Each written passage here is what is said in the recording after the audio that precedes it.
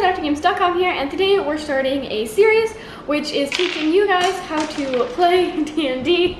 We're going to start off really simple with just like really easy rules so that it's easy to get Cooper into it and it's easy to get you guys into it if you haven't played D&D before, and then hopefully as it goes on it will get more complicated and you'll be able to follow along with us. So yeah, is that all? That's it. All right. So we've been meaning to start a D&D campaign with the kind of family for a while now. Presley got super into the Adventure Zone. I used to play D&D a lot. Cooper's been interested in it. So we started getting, like if you ever played before, like these are the big main guides that you'll use. The Player's Handbook, a pretty good sized book. Dungeon Master's Guide, it's a pretty good sized book. There's a lot of rules, there's a lot of information. It's really hard and intimidating for somebody to just jump in and start playing. Usually what you'll do is you'll go to a game that's already established and you'll play with people that know how to play, and just over time you'll learn how to play from those guys. But even that's kind of intimidating to go do a thing. So one of the other things that you can do is you can get this cool starter set, which comes, so real quick, you get a really shortened version of those two books that I just showed you. So this is the simple rules that really what you need to start playing. It also comes with character sheets if you want to make it has a blank character sheet so that you can create your own, or it has a bunch of character sheets that are already filled in. As you can see, there's a ton of information to create a character. So even that is pretty complex, and reading the rule book and trying to figure out how to do one of these can get really complicated. But the other thing it comes with that's really great is a story, because sort of a pre-built story, because Dungeons & Dragons is really, at its essence, it's just kind of collaborative storytelling, right? You agree with that? Yeah. So Presley does like a storytelling, like a role-playing game as part of her writing class. And so really all you're doing is you're getting together and as a group you're telling a story. And maybe you did the cool little thing in school where one person would start a story and then the next person would pick it up and tell a couple of sentences, and then the next person would say a couple of sentences, and as a group you would create this story. It's kind of what you're doing with D&D, and that's really all you're doing. The only difference is that you're in D&D, the key piece of it is there's a chance of failure. The reason you have dice is because there's a chance that when you decide you want to do something in the story, it may fail.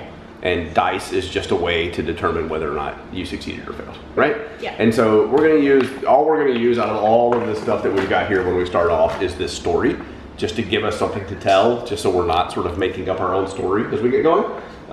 That's all. I'm just gonna put everything else away. I'm gonna take this. We all have all of our dice. Like when you buy a set of dice to play D&D, you're gonna get a pretty big set of dice. We're not even gonna use all of these. Really, all we need for what we're gonna start off with is the D20. And that's really your main die for playing D&D. We're gonna play with a D20, which just means it's a 20-sided die. And this one has from 1 to 20. And some of them start with 0. Yeah. Some die or start at 0. This one starts at 1. So this one, a D20 goes from 1 to 20. And this is your most common die that you're going to roll. So this is the one that's on all the t-shirts. This is the one that's on all the t-shirts. Because that's when you roll to see if you succeed doing something. You almost always roll a D20. Yeah. Just to see if you did it correctly. And then if you did it correctly or didn't do it correctly and something happened, you'll use some of the other dice a lot to decide what the impacts are. But for now, we're just going to use the D20 because all we care about is whether he succeeded or not. The other thing that we're going to start with in D&D, like when you roll these big character sheets, like there's all these stats and all this information that you know about your character, but a lot of it boils down to you have these 6 main attributes.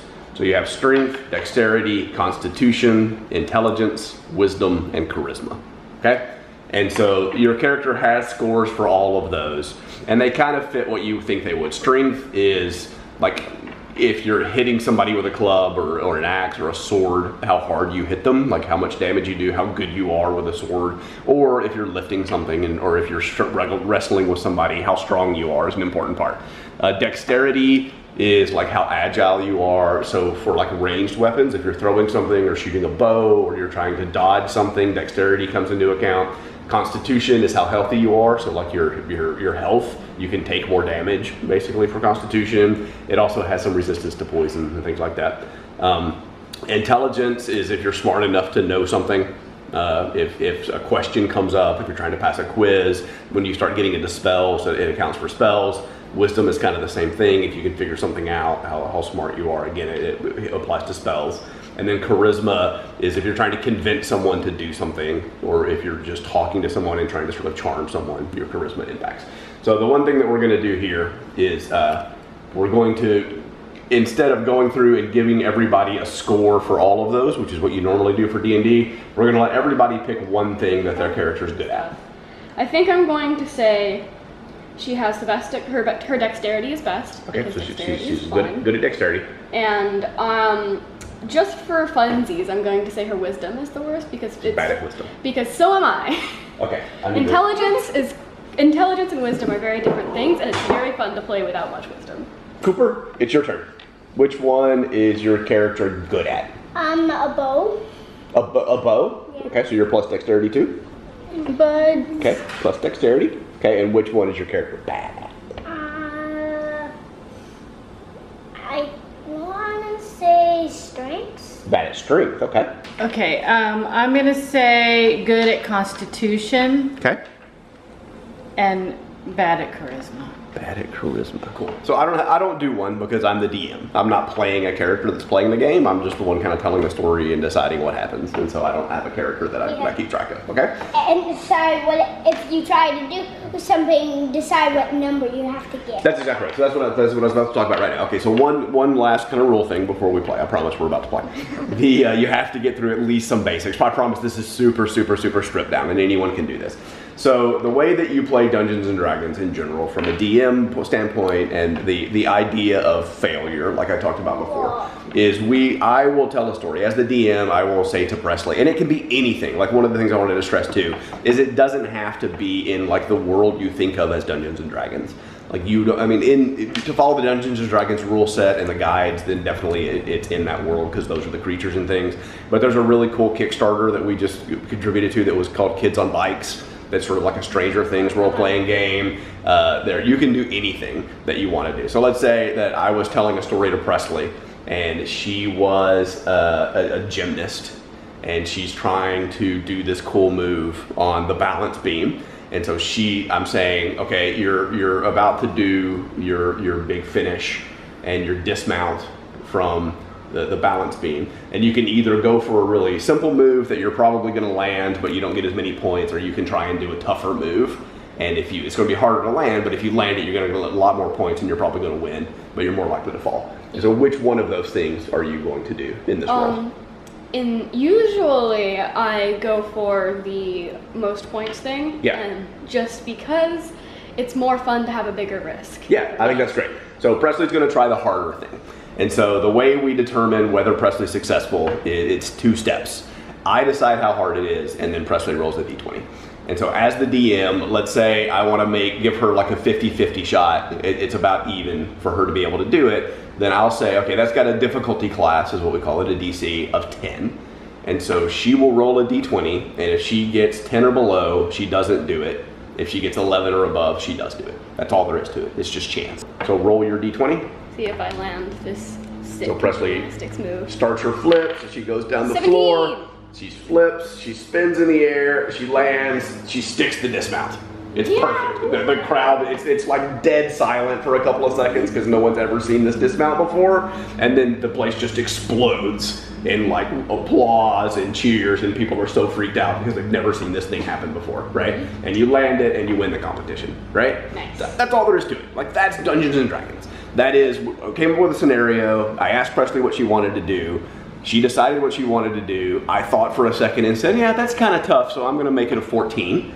So she has to roll a d20. If she beats the number that I gave for difficulty, she succeeds. If she doesn't beat that number, she fails. Simple as that. Yeah. The only wrinkle that we're adding by deciding what you're good at and what you're bad at is the thing that you're good at. So Presley with dexterity, so that was actually a dexterity thing because she was doing gymnastics. She would actually get a +1 to whatever she rolled because she's good at it. So she rolled a 17, we add because she's good, she gets a +1, that's an 18. That beats my 14, so she succeeds. If it had been a wisdom check, like if she had been in, wouldn't really be like a spelling bee, like she was solving a problem with wisdom, right? And she was supposed to be trying to solve this problem, then she would roll her die and I would take 1 away because we decided that's what she's not very good at. Right. That's it. So, all right, we're just gonna do a short little play session now because there was a lot of intro for this. Next time we'll do a longer play session. But Cooper and I actually play tested this the other day. So we played just for a couple of little sessions to make sure that the gist of this worked. And so Cooper's already moved a little bit in the story. So we're gonna run into Cooper in a little bit. We may not even run into Cooper today. We may get to the point where we run into Cooper and then we may stop and then we'll pick up from there, right? But so Mommy and Abba, Molly and Presley are going to start the campaign, and then they've got to catch up to where Cooper was, so that we can stay consistent. Cooper didn't want to start over and play this part again, and so we'll catch up to him in a second. So just to set the stage, so in the world, we're in sort of the world of Neverwinter, and Mommy and Presley. Oh, we'll do this next time just because we don't want to run long, but you guys have to come up with names. Cooper's already got it. Cooper's Tony Stark. Oh, what's your name? My name is Trim Lockthorn. Tony Stark. Trim? Yes, Trym. Trym. It was on the recommended names in the character sheet, so okay. and I thought it sounded good. Okay. I'll be Esmeralda. Esmeralda. From I don't know. Hunchback of Notre Dame. It sounds like a D&D It does. name. It sounds like All a right. name. So Tony, Trim, and Esmeralda. All right. So in this world, Esmeralda and Trim are trying to make their names as adventurers. So they're young and they haven't been doing a lot of campaigns and they haven't built up a ton of experience yet. And they met on the road to Neverwinter. So they were both coming from their small little towns that they grew up in, and they decided they want to set out and see the world and kill a bunch of people. And so Yay, murder! they traveled to the largest city, Neverwinter. And they spent a couple of weeks there trying to catch on with at least like a caravan, or maybe get an adventurer, or find someone who needed some work done. But Neverwinter's a big town, so there's a ton of really seasoned adventurers there. The competition was really tough, and they were only finding like little odd jobs that didn't really lead them where they wanted to be. And so let's say that Trim came up with the idea that maybe they should try a smaller town outside of Neverwinter and see if they could find adventure. There's probably less competition there, and it may work out well for them. So they set out and they went to Phandalin, and it's a small town, a couple of days out. Not a hugely dangerous trip, but there's definitely some ambushes that happen, some bandits and stuff, but they make it there without any complications. And while they're in town, they go to the general store, the equivalent of the general store, and they're trying to pick up and replace some of their supplies. And it's the first place that they've gone, and so they ask the shopkeep, hey, is there a place that we can go to look for some work that we can do? Can we pick up some work, right? And the shopkeep tells them, oh, it's a good thing you guys came by, because actually I've been missing a couple of people in the past couple of weeks. My boss, Gundren, was supposed to come by with a group of supplies, and he disappeared. And then he hired some people to bring more supplies behind him. Those people made it with the supplies, but I sent them back to go look for Gundren, and then they disappeared. And so I haven't heard anything from them. So if you guys want to go see if you can find out what's going on, then I can draw you a map of where these people were supposed to go and what happened, and you can go see if you can find out what happened to Gundren and Tony, who I sent to go look for Gundren. And so then nobody's come back, and so if you guys want to go, I've got 75 gold pieces that I can give to you guys if you successfully bring Gundren back to me. I don't care so much about Tony, because really, I just sent Tony to go find Gundren, and he's just an adventurer that I hired to go do the job, and so whatever. If you can get Tony, that would be awesome, but I don't care as much about Tony. I need Gundren back. Hashtag Tony no. He's my boss. Tony no. All right, so you guys accept that, just for sake of moving the story along. We won't have this whole conversation, but you guys accept that mission. She draws you a map. You follow the path that sort of is the same path that you just came on. So it's from Phandalin back towards Neverwinter. So it turns out that Gundren and Tony were coming from Phandalin to Neverwinter, or from Neverwinter to Phandalin as well. And so it's that same path, and you're working your way back. As you're going through this really particularly wooded area along the road back towards Neverwinter, you see these objects in the road. So you're just on horseback, and there are these big sort of like blobs, or you're far enough away you can't tell what they are. They're just big dark objects that are laying in the road. Okay? So Presley, let's say you're in the front. Well, you guys tell me who's in the front. You guys are riding horseback. Who's riding in front? Who's riding in the back? I'll go in front if you. Okay, that's fine. All right, cool. All right. So Trim is in front. So Trim, roll a d20. Oh, okay. I got a. Is that a 1? A 7. Okay, it's a 7. Okay. All right. So that's not great, but not a 1. That's not very good. And you are negative wisdom. So that was a perception check. To see if you could tell what these things were in the road, and you failed miserably, right? And so you just turn to Esmeralda and say, hey, there's some things in the road up ahead. What do you guys want to do at this point? I want her to look at it for me. Oh, yeah, you can take the camera. Because I can't see it.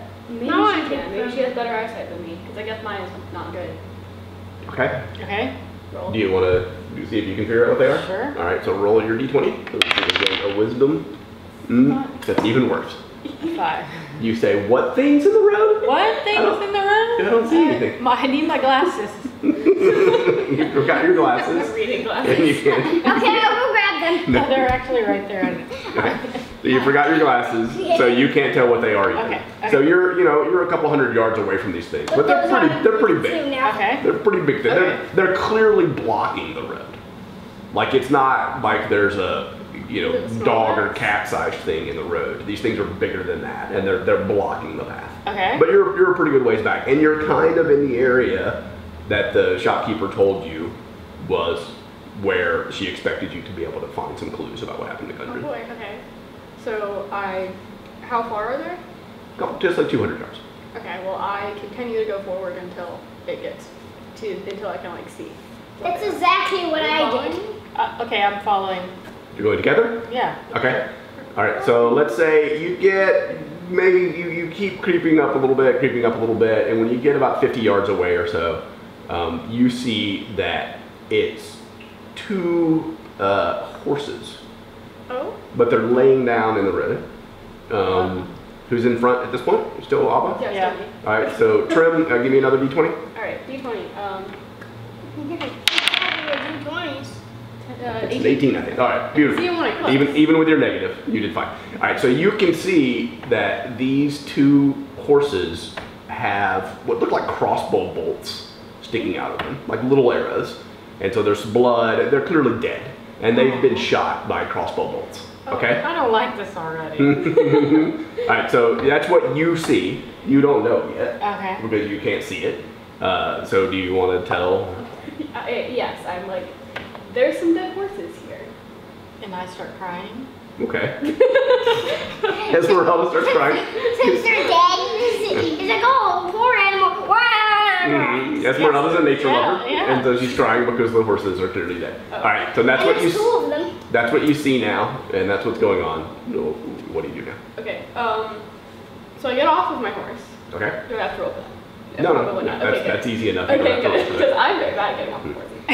I would have probably fallen. Okay, so I get off the horse, and I walk up to the dead horse, one of them, I guess, and I sort of like Okay, look roll a d20. to walk up to it. Roll a d20. Okay, I'm trying to investigate. I got another 18.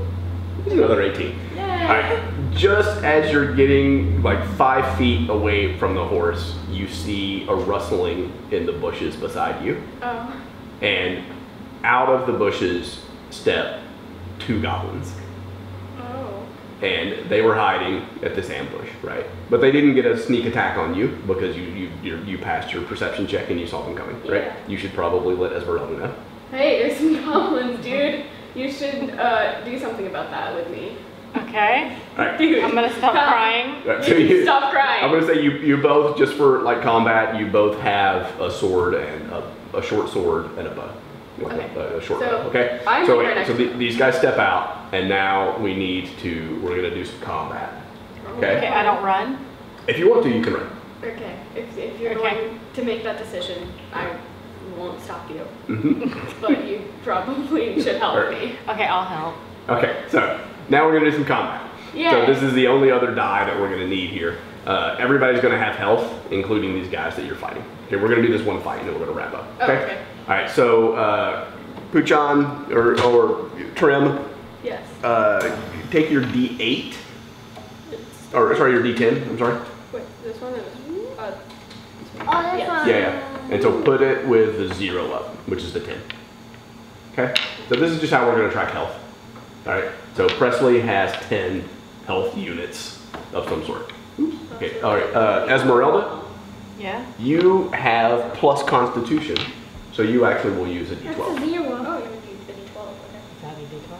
Fine, your D12. It's the one with a 12 on it, and nothing higher. The one with no. Okay, so if it has a It 13 looks like on it, it's not a D12. it looks like Alva's A, Okay, and that's yes. a 0. Okay, now what am I That's a doing? 10. All right. So this is your health. Where's Okay. the 1? So when we're fighting, if you one. if you get hurt, we're gonna go take you down to 11.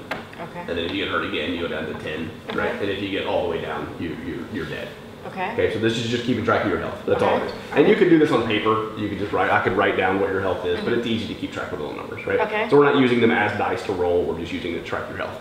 All right, so I've got 2 goblins here. I'm gonna make one of them a 4. Oh, okay. That one's a 3 dice. No, it's a 4. Oh. And I'm gonna make the other one a 6. Ooh, okay. Ooh. Okay, so these are the 2 guys that you're fighting, all right? One of them has a bow, Okay. and one of them has a sword. Okay. Out, drawn, Okay. ready to fight. Okay. Okay. And even though you noticed them, I'm gonna let them go first. Cool. Okay, because they didn't get like a surprise attack, and we'll deal with how you decide who does what in what order Okay. later. But for now, I'm just gonna let them go first. Okay. Cool. So I'm gonna say you guys. I'm gonna in my head kind of decide that to hit you guys is probably gonna be like a 14, kind of like what we did Abba's gymnastics move. Okay. So they gotta get a 14 to hit you. So first, the guy with the bow. He rolled. He rolled a 17. Oh. And that's totally out of focus. Okay, there it goes. All right. He rolled a 17. Is he Let going me to get focus Is back Is on he here. good at a bow? No, they're not good at anything.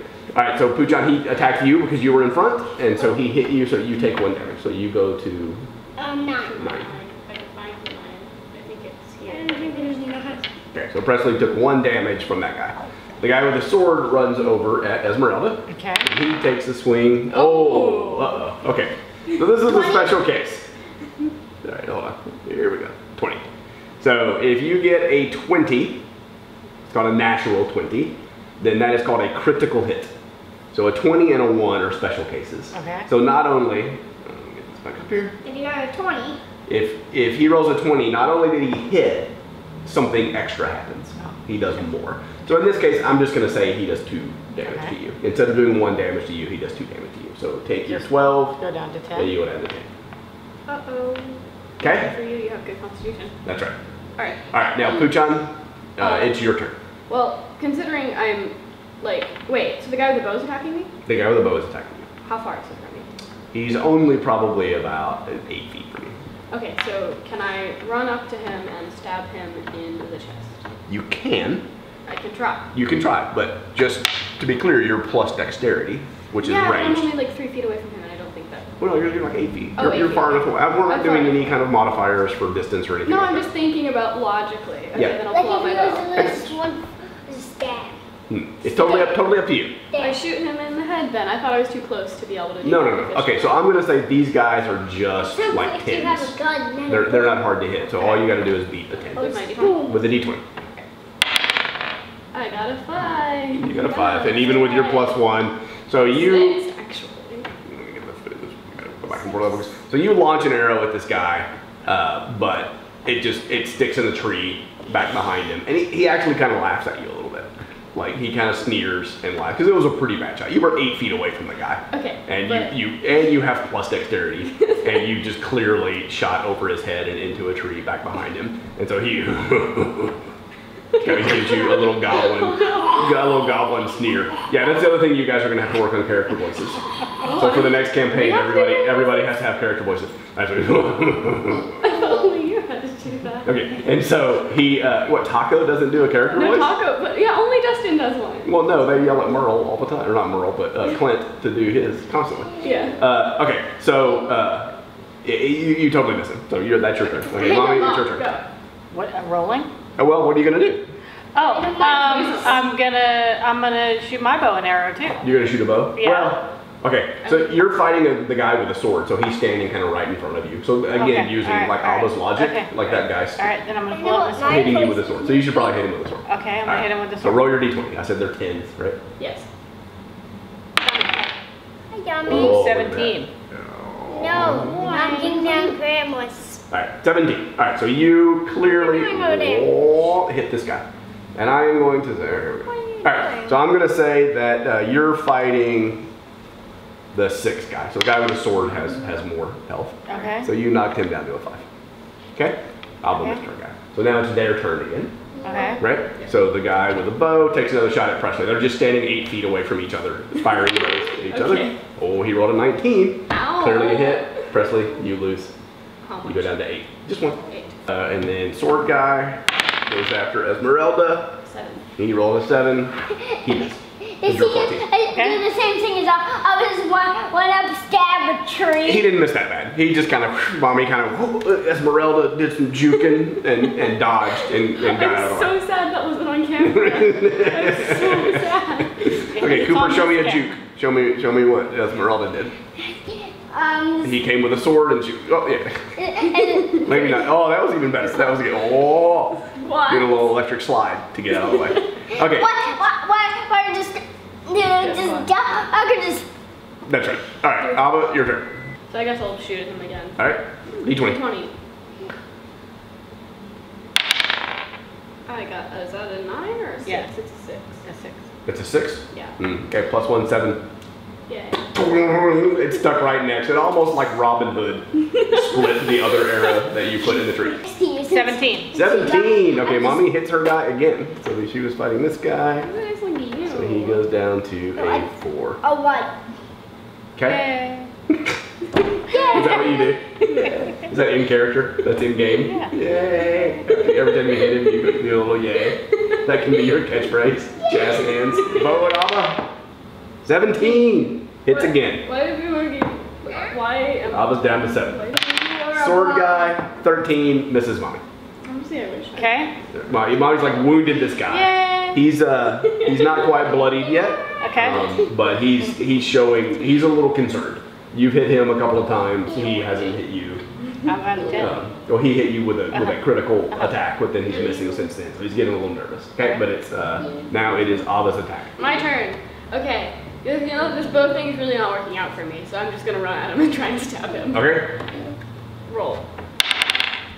I got a 12. a 12 and Tens? They're yeah, they're 10s. So 12 hits. So you Yay. finally knock this guy down to a 3. I've successfully tricked him into thinking that I'm better with a sword somehow. All right, back to theirs. So he goes. So he's clearly not as good with his sword. He rolled a 2 on his attack with Alba. So he kind of like just swings beside her, and the sword kind of sticks in the ground a little bit. Since you got had a 2, like Alba was right here, and it's like. This guy goes back at Mommy, and he rolls a 9. He misses again. Mommy's like juking and dodging and doing all kinds of cool jazz hands. I mean, he's thrown off by the jazz hands, I think is what it is. Like every time he tries to go back, Mommy does jazz hands, and he's just like, what's going on here? What? I try and stab him again. With a 3. Hooray. He missed on his turn because he was trying to take his sword out and barely got it. But now that he's got his sword in his hand, he looks like he's actually maybe a little more comfortable with the sword than he was with the bow. And so when you try and do your attack, he pretty easily just bling, like flings it aside. And then again he goes. 18! Alright, down to a 3. Mommy's beating this guy up, so he is officially bloody now. Okay. He's not looking real good. Okay. He's taking some damage, and he's starting to maybe question some of his life choices. He's starting to think maybe this wasn't the right career for him to get into. The goblin career? The goblin. He should have listened to his mom and maybe gone to goblin dental school and had a more respectable job over time, because adventuring may not be the thing for him, because he's feeling some pain. But they are going to attack back. So, Okay. Alba's guy misses with a 5. Mommy's guy misses with a 9. Okay, they're struggling a little bit. Oh, boy. Puchan, your turn. Okay, I roll to stab him in the torso again. 11. 11 is a hit. Yay! 11 is a hit. Alright, so your guy's pretty bloody now too. He's still got a little in him. It's not a huge one. That's all he can say. But that's all he learned. And when he went to like fight training school, they just told him that laughing at the people he's fighting upsets them and makes it better. So that's his move. That's what he knows how to do. 18. Ooh, 18. Oh man, this guy's clearly starting to think about disengaging and running away. Oh, he should. You're cleaning his block a little bit, and your jazz hands are kind of terrifying him a little bit. But Alva's guy misses with a 4. Mommy's misses with a 7, so they miss again. Especially your round. Okay. The box down and you roll in the box. Yeah, What did I get? A 1. Yay! Okay. So this is the other special case. Wait, no, it's a 7. Is it a 7? I lied. It was a 7. Okay, never mind. Okay. All right, Never mind. it's just a miss. It's a just clean a miss. Mommy, Okay. a 9. You don't have any jazz hands. modifiers. You're so busy jazz handing. Like your jazz hand on your dominant hand is a lot stronger, and so what you decided this attack that you would do the jazz hand and you would actually attack with your off hand because you wanted the best jazz hand, and it just it didn't work. Yeah, that might not be your best strategy. Okay, do I lose anything? No, okay. you just missed your attack. Abba's guy, oh, 17, that's a hit. Abba down to 6. This is that. I've had it and then trying to trick him with the spoon. I just cut 12 down is not a tree. hit on Mommy. So your guy is still befuddled Okay. by the jazz hands. Presley, your turn. Okay.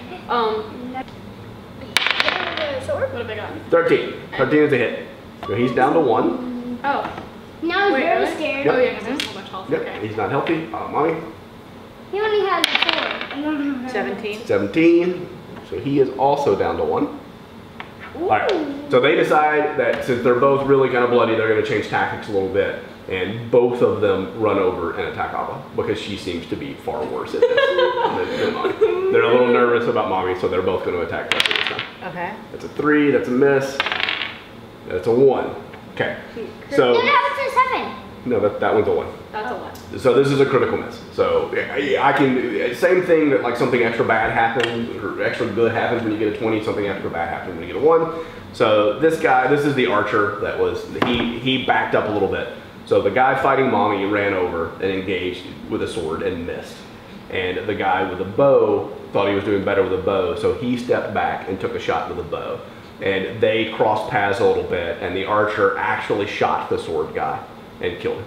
Oh. Because he only had 1 left. Yay. And so his shot was so bad that he hit his buddy and killed him. Okay. That would almost never happen in D&D, by the way. And then he turns and looks at the 2 of you guys and just runs off into the woods.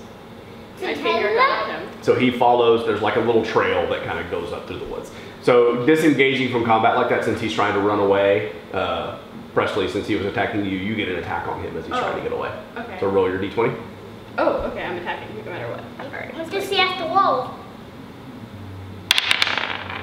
15. 15. So as he's running away, you fire 1 last arrow and you finally land an arrow and it sticks squarely, just thuds in the back of this goblin, and he just face plants straight down into the grass and dies. And you can see that he was headed for this little trail that was going. And go ahead and d20 for me real quick. Let's do another perception check. 2. All right. So you can see that he was headed for this trail, and he was trying to run up this trail. And when you walk over and kind of look at where his body is, you can see that there are lots of footprints kind of coming and going up this path. This is clearly like an ambush that they had set up with the horses, and they knew that this is where they were attacking people. And it looks like they sort of would go back up this path, is where they would take people. Now, so you've killed the 2 goblins. You can see the little path that leads up, and you know, like, you don't have very good perception, but you know, or you don't know, because you have low wisdom, you're not, but Esmeralda, you know, these are the goblins that probably attacked Gundren, and they probably took him up that trail. Okay. That's probably what happened, is that The request is to get Gundren. Yeah, they ambushed his wagon train, and they probably took him up that trail. And there are probably more goblins up that trail. Okay. So, what are you guys gonna do? I say, boy, oh boy, I sure wonder what that trail's for. So I guess we're gonna. Can our horses go on the trail? You have to leave the horses. It's pretty thick brush. You can like take the horses a little bit into the woods and tie them up so that they don't run away or anything like that. Let's tie them up, and then I guess we're gonna go down the trail. So Esmeralda's leading the way. You guys aren't actually walking on the path. You're kind of in the woods, walking along the path and trying to keep a lookout for traps and ambushes and stuff this time. Cool, awesome. Okay, so that's what they're doing. That's the end of this first play session. That's just kind of like level setting and figuring out how to do a little combat and how people can try perception checks and figure out what's going on and stuff. We'll keep on. The next time we play, we'll run into Cooper because he's just a little bit ahead of us. Oh, so yeah. If you like this video, make sure to press the subscribe button to see more videos like this. And like the video and leave a comment down below to let us know. And I'll see you tomorrow. Bye! Bye! Oh.